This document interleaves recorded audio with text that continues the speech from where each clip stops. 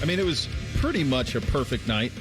I don't know how you could have done better at the old Horseshoe than what you got on Saturday night. It goes in the books 37-9. It was ultra competitive early. Some of that had to do with the red zone issues on those first couple of drives, and just an inability to put it in the paint. The field got really small down there.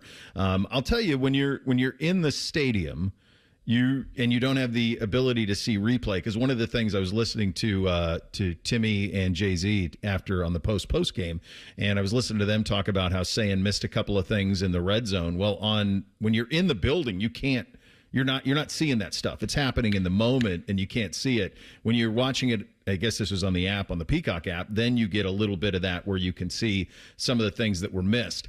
I thought positively, I think this is the best defense in the country.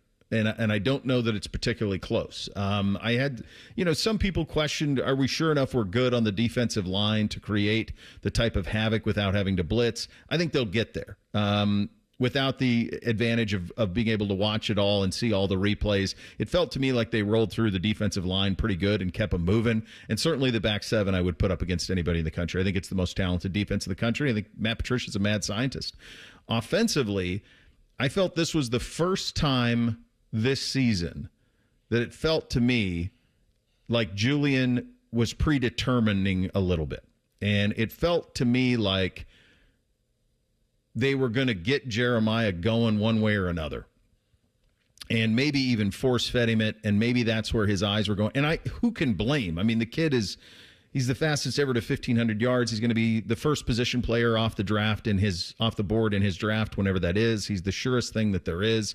But it did feel like maybe that some of the throws were being predetermined a little bit by Julian. The first interception, it's a ball batted down. If memory serves, it was a spy that ended up dropping into a passing lane and caused the deflection. The second one, this is one where you didn't even have to have the ability to see the replay to see that Max Clare was open by, I don't know, what seemed like 75 yards on the second interception, where everybody wants him to eat it at that point. But also, I can put myself in his head and see out of the corner of my eye that Max Clare is so open, and if I buy a half second, I might be able to get it out there to him. He didn't, and took the second interception. So that's how those two things happen. I just thought that they were a little predetermining in the pass game from what you would want them to be, which is just go where the play is obvious and matriculate it on down the field. And I think that occurred a little bit in the red zone. And if he did miss people in the red zone, my hunch is maybe that's why. Yeah, I remember thinking at that first drive, that's that fourth down play where Sayin goes to his right and trips. If he had just taken what was in front of him and just ran it into the end zone, maybe he gets tripped up at like the 1 yard line, because there might have been an OU defender standing in front of him 6 yards away. But I wonder, what's the game flow after that? If you're able to score on that very first drive, right? Then how does the game flow from there? Yeah, the two interceptions I think are explained away. The two balls into the end zone that were just broke. They were just great plays by OU defenders. I think you had the one to Carnell Tate on the left side that was just, these are great plays by, I think, a really good defense.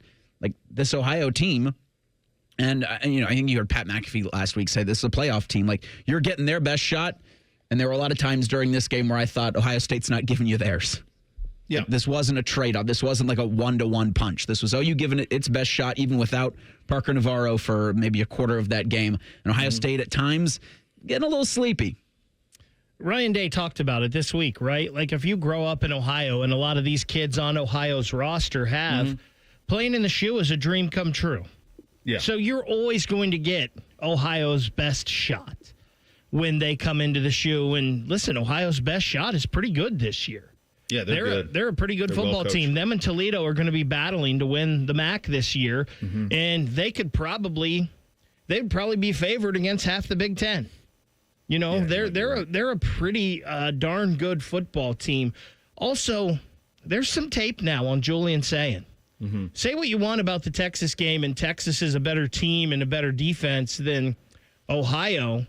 They had no film to watch on Julian Sayin. They didn't know what they were getting into. Ohio had 2 full games now to watch of this kid throwing the football around, seeing maybe something that he's missing or not doing well. And I think especially in the first half of that game, they did a couple things to confuse him.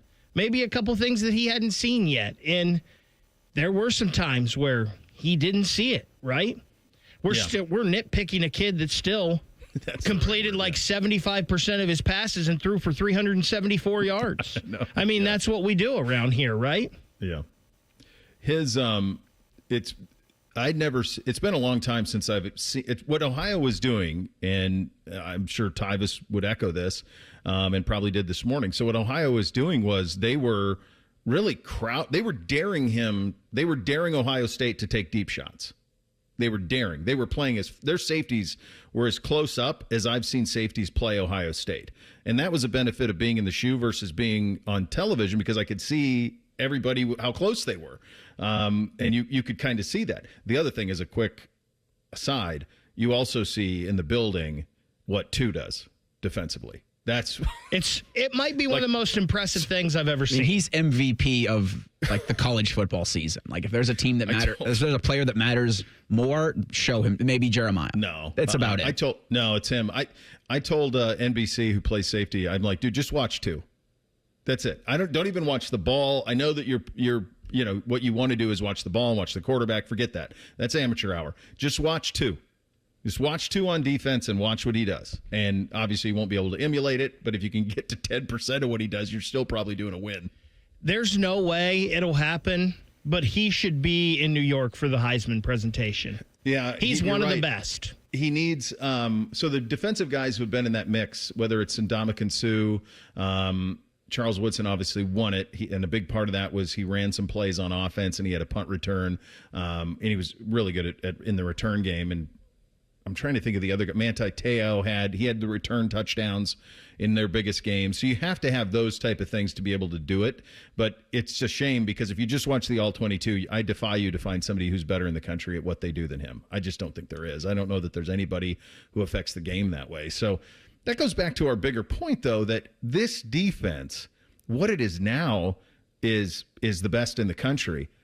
What it's going to be in a month, when you have another month of running this system and more familiarity with it, look the heck out. And you're right on saying, use the word nitpicking. That's what this is. It's nitpicking.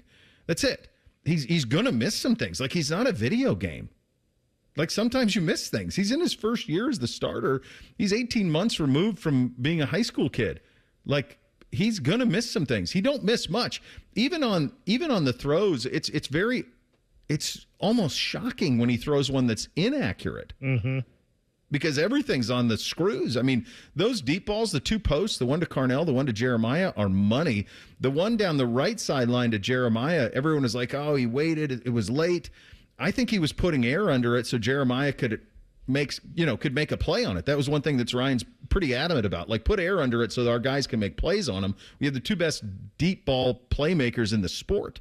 So let's put some air under it. I think that's what he was trying to do there.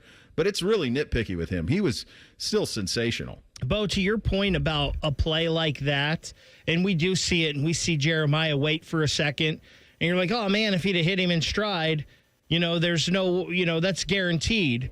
Yeah. I can't remember who it was last night, if it was somebody on the Fox broadcast at the end of Chris Collinsworth on the Vikings broadcast. Okay, talking about the quarterback to put the air under that. And the worst thing you can do is overthrow him. Yeah. If you underthrow him a little bit, at least he can adjust to it and possibly make a catch. I thought that was an interesting perspective that I had never heard anyone bring up before. No. Last thing before we get to Austin, who's coming up here in about 2.5 minutes.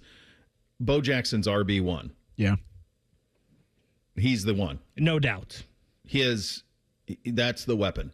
That's the big-time weapon, and he's got a gear that the others don't. There's a fear factor with him. I'm sure that there's some protection stuff that they're working through, and I'm sure that there's some little things here or there. But his ability to get downhill quickly and then make people miss in the hole, he's a game wrecker. And a lot of people up in Cleveland talked about him that way, and we're seeing it 3 games in. He checks every single box. We'll get Austin in 2 minutes. Bishop and Friends right here on the Fan.